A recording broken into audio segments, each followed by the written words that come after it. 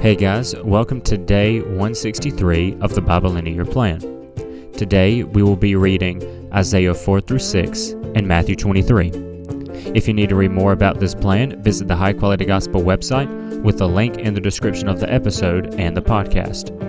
Please leave a like and follow the podcast to stay up to date with new episodes. Now, let's begin with reading Isaiah 4.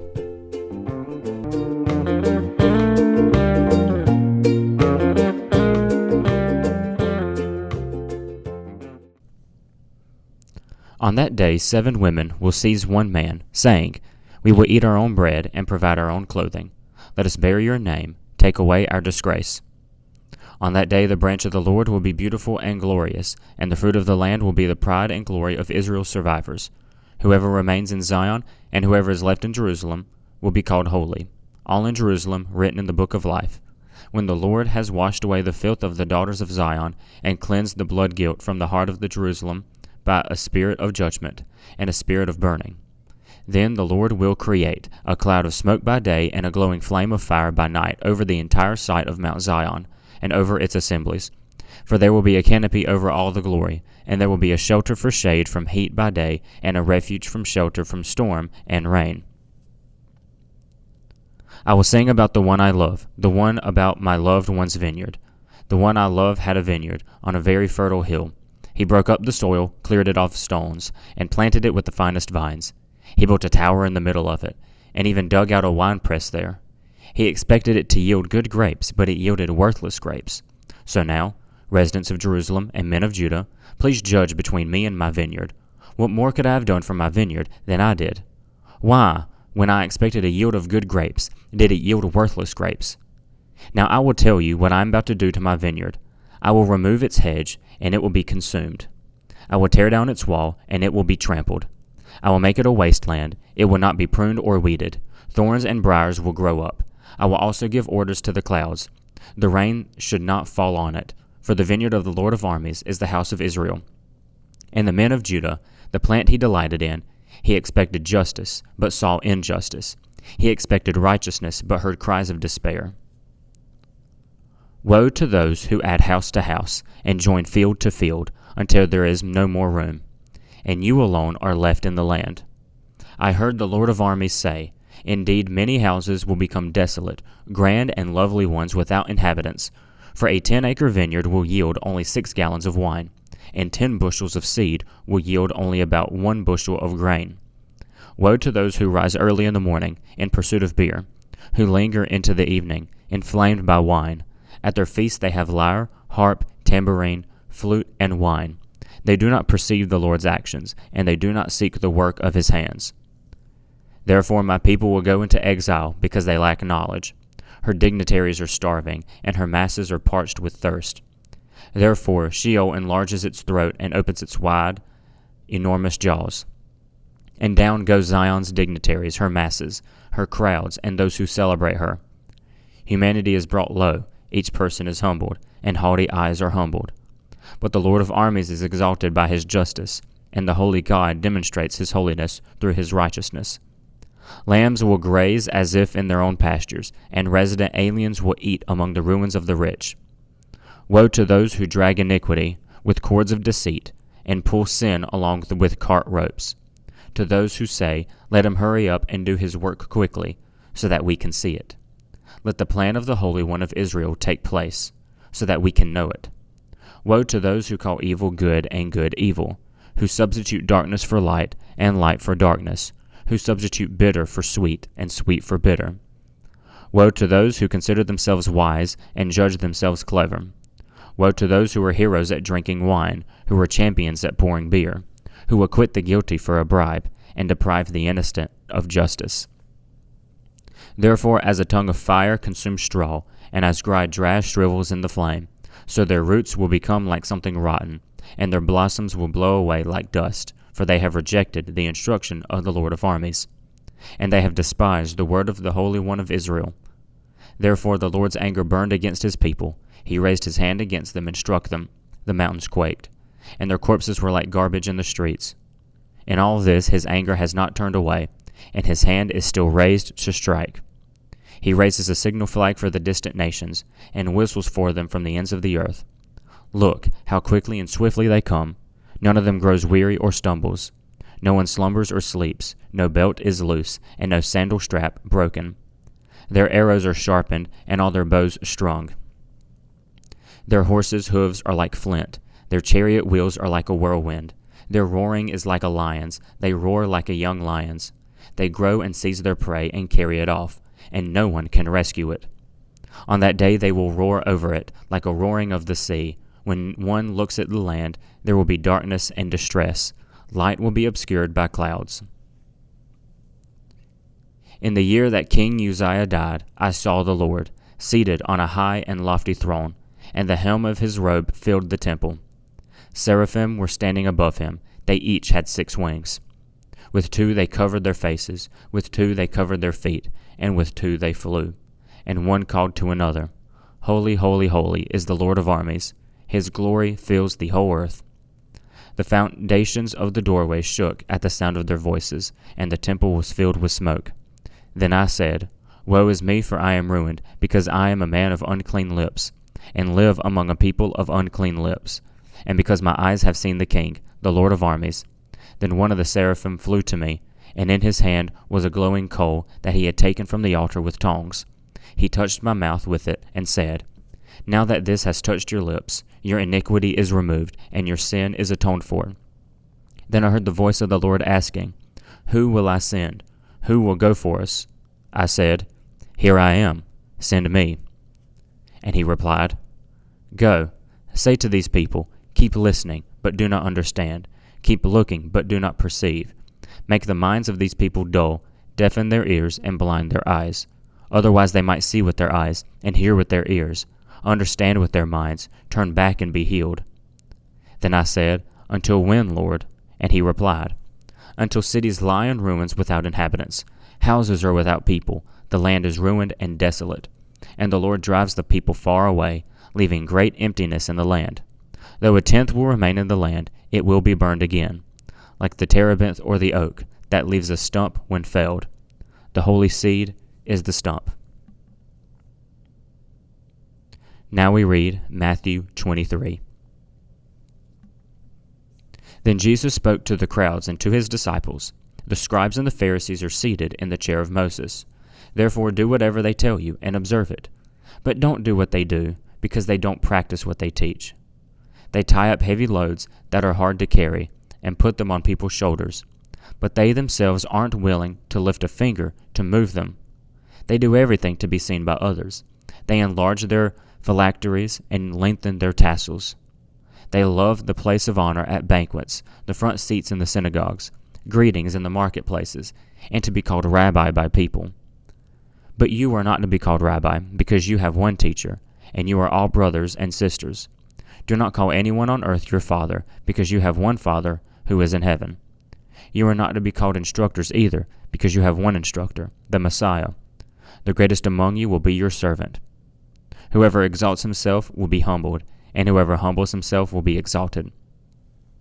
Woe to you, scribes and Pharisees, hypocrites! You shut the door of the kingdom of heaven in people's faces, for you don't go in, and you don't allow those entering to go in. Woe to you, scribes and Pharisees, hypocrites! You travel over land and sea to make one convert, and when he becomes one, you make him twice as much a child of hell as you are. Woe to you, blind guides, who say, Whoever takes an oath by the temple, it means nothing. But whoever takes an oath by the gold of the temple is bound by his oath. Blind fools, for which is greater, the gold or the temple that sanctified the gold? Also, whoever takes an oath by the altar, it means nothing. But whoever takes an oath by the gift that is on it is bound by his oath. Blind people, for which is greater, the gift or the altar that sanctifies the gift? Therefore, the one who takes an oath by the altar takes an oath by it, and by everything on it. The one who takes an oath by the temple takes an oath by it, and by him who dwells in it. And the one who takes an oath by heaven takes an oath by God's throne, and by him who sits on it. Woe to you, scribes and Pharisees, hypocrites! You pay 1/10 of mint, dill, and cumin, and yet you have neglected the more important matters of the law, justice, mercy, and faithfulness. These things should have been done without neglecting the others. Blind guides! You strain out a gnat, but gulp down a camel. Woe to you, scribes and Pharisees, hypocrites! You clean the outside of the cup and dish, but inside they are full of greed and self-indulgence. Blind Pharisee, first clean the inside of the cup, so that the outside of it may also become clean. Woe to you, scribes and Pharisees, hypocrites! You are like whitewashed tombs, which appear beautiful on the outside, but inside are full of the bones of the dead and every kind of impurity. In the same way, on the outside you seem righteous to people, but inside you are full of hypocrisy and lawlessness. Woe to you, scribes and Pharisees, hypocrites! You build the tombs of the prophets and decorate the graves of the righteous, and you say, if we had lived in the days of our ancestors, we wouldn't have taken part with them in shedding the prophets' blood. So you testify against yourselves that you are descendants of those who murdered the prophets. Fill up, then, the measure of your ancestors' sins. Snakes, brood of vipers, how can you escape being condemned to hell? This is why I'm sending you prophets, sages, and scribes. Some of them you will kill and crucify, and some of them you will flog in your synagogues, and pursue from town to town. So all the righteous blood shed on the earth will be charged to you, from the blood of the righteous Abel to the blood of the Zechariah, son of Bechariah, whom you murdered between the sanctuary and the altar. Truly I tell you, all these things will come on this generation. Jerusalem, Jerusalem, who kills the prophets and stones those who were sent to her. How often I wanted to gather your children together, as a hen gathers her chicks under her wings, but you were not willing. See, your house is left to you desolate. For I tell you, you will not see me again until you say, Blessed is he who comes in the name of the Lord.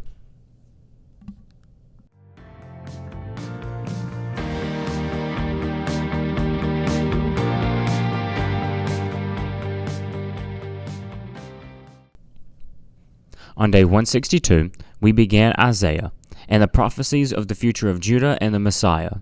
And in Matthew, Jesus provides more parables of the kingdom. Today in Isaiah, he continues his prophecies against the nations, saying that the women will be uncared for, that there will be no one to provide for them, while the rest of the nation is sent into exile. No one will provide for them, and they will experience the worst of days if they do not go into exile. Soon Babylon will take Judah completely and send them away. This will become a defining moment in Jewish history. It makes sense, however, because of their previous sins. The land was given to them by God. They did not earn it.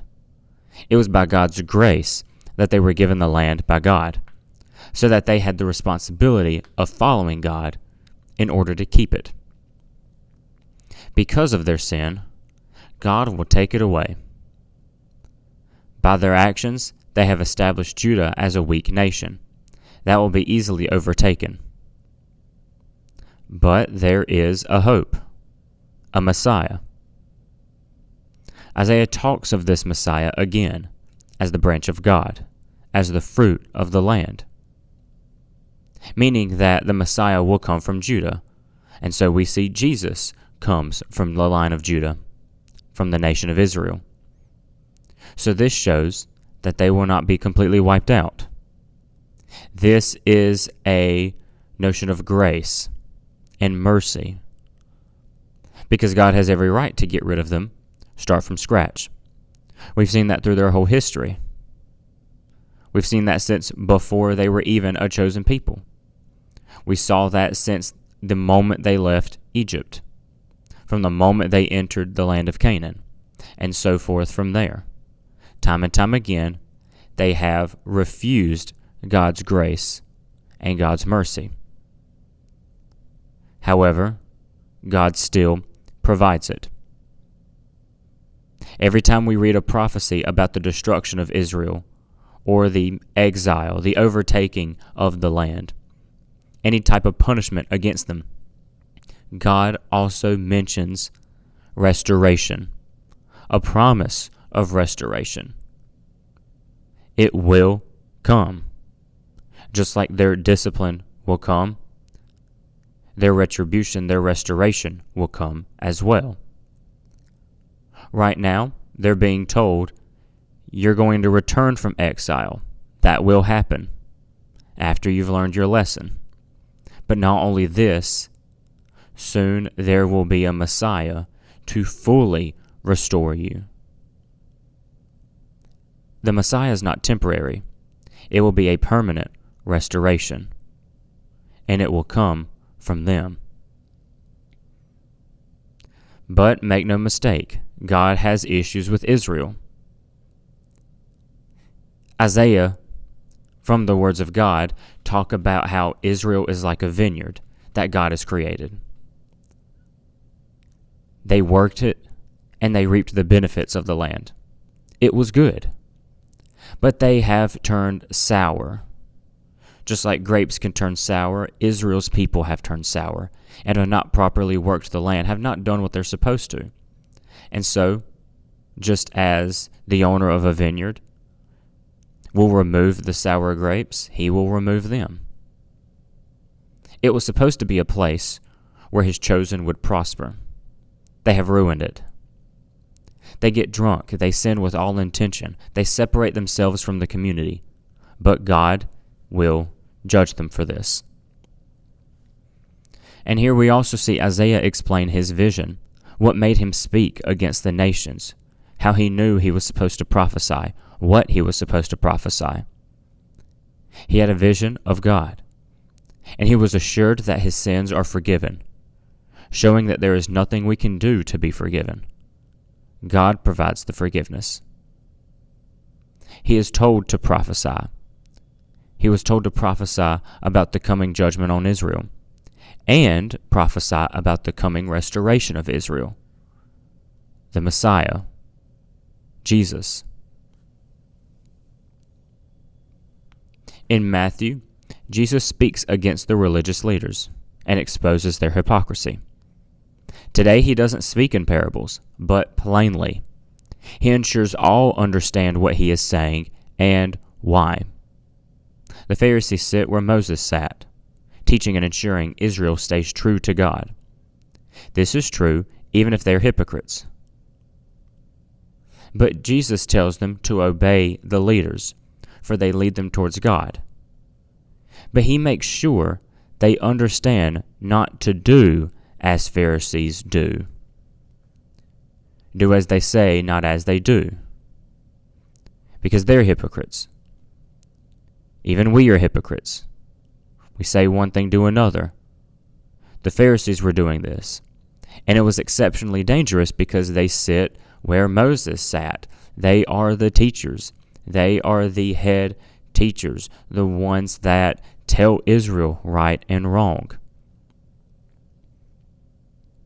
They say one thing, then do another. They desire to be seen by others in their ways, praying loudly, making a show of their faith, desiring to be better than others.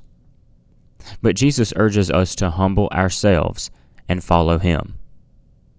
We cannot follow him if we act as the Pharisees. With a big show and assurance, everyone sees our actions. They make themselves look good, but they're evil inside. Disgusting on the inside, when we should fix our hearts, which is the more important aspect of us. Our hearts should take precedent over what we look like. Our heart should be what's clean first. You cannot clean the outside of the cup before you clean the inside. That's what Jesus teaches.